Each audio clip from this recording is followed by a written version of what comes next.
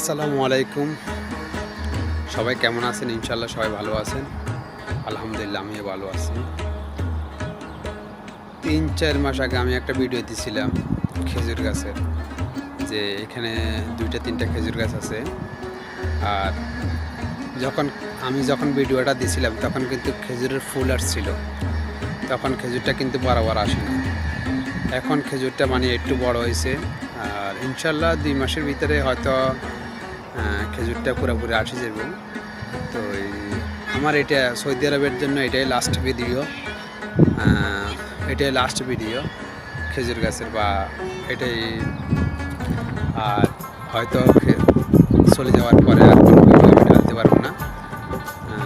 এখানকার দেশে গেলে ইনশাল্লাহ নতুন নতুন ভিডিও দেওয়ার জন্য চেষ্টা করব।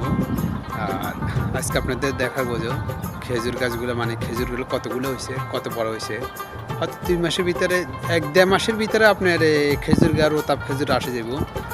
আর আজকে চ্যালেঞ্জ দেখাই আপনাদেরকে খেজুরটা কতগুলো পানি এলে খেজুরগুলো কিন্তু ভালো হয়, বড় হয় খেজুরগুলা।